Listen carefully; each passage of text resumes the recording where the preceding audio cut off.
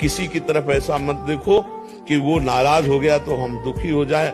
मस्त रहो। गलत करो मत तो गलत सहो मत, फिर तुम्हारा कोई बाल बांका नहीं कर सकता। ऐसे बिल्कुल मस्त रहो। किसी की तरफ ऐसा मत देखो कि वो नाराज हो गया तो हम दुखी हो जाए। मस्त रहो। गलत करो मत तो गलत सहो मत, फिर तुम्हारा कोई बाल बांका नहीं। आइए हम समझते हैं कुछ उदाहरण यानी तथ्यों के साथ। मान लीजिए किसी घर में पति पत्नी के बीच किसी बात को लेकर बहस हो जाती है। दोनों ही नाराज हो जाते हैं। अब ये नाराजगी सिर्फ उन दोनों को ही परेशान नहीं करती, बल्कि घर के बाकी सदस्य जैसे बच्चे भी प्रभावित होते हैं। बच्चे भी ये वातावरण महसूस करते हैं और उनके मन में भी उथल पुथल मच जाती है। ऐसे में नाराज होकर कोई भी सही फैसला नहीं लिया जा सकता, बल्कि अगर दोनों शांत रहते, एक दूसरे की भावनाओं को समझते और मिलकर समस्या का समाधान ढूंढते तो स्थिति बिल्कुल बदल सकती थी।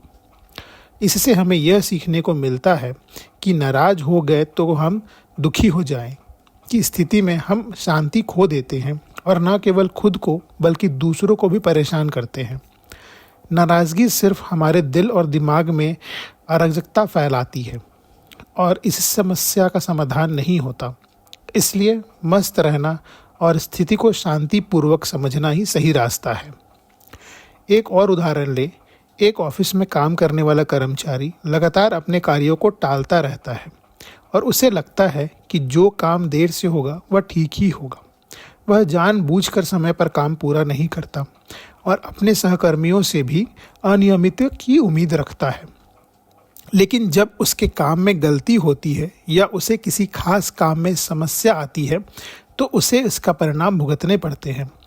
उसके बॉस को गुस्सा और टीम की नाराज़गी उसे निराश करती है। गलत करो मत तो गलत सहो मत का मतलब है कि यदि हम गलत कार्य करेंगे तो इसके नतीजे भी गलत ही आएंगे। कोई भी काम ईमानदारी से समय पर किया गया तो न केवल काम में सफलता मिलती है, बल्कि हमें खुद पर गर्व भी महसूस होता है। अब मान लीजिए एक बच्चा किसी चीज़ को लेकर परेशान है, जैसे उसकी पसंदीदा खिलौना टूट गया हो।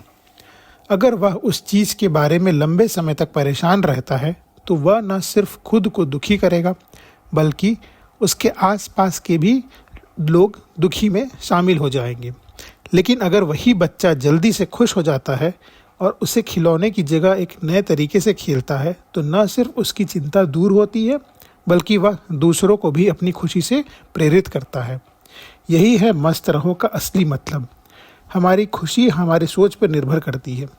यदि हम छोटी छोटी चीज़ों को लेकर परेशान होते हैं तो हम अपनी जीवन को शांति खो देंगे। लेकिन अगर हम सकारात्मक दृष्टिकोण अपनाते हैं तो हर कठिनाइयाँ में भी हमें एक मौका नज़र आएगा। इन उदाहरणों से हमें यह समझने में मदद मिलती है कि नाराज़ हो गए तो हम दुखी हो जाएंगे, बजाय अपनी भावनाओं को नियंत्रित करना चाहिए। और गलत करो मत तो गलत सहो मत का मतलब यह है कि हमें सही कर्म करने चाहिए, क्योंकि हर गलत काम का परिणाम हमें भुगतना पड़ता है। मस्त रहना, शांत रहना और हर परिस्थिति को धैर्य से सहना ही हमें जीवन की सच्ची खुशी और शांति दिलाता है। याद रखें, जब हम शांत रहते हैं और सही रास्ते पर चलते हैं तो कोई भी समस्या हमें हरा नहीं सकती। धन्यवाद।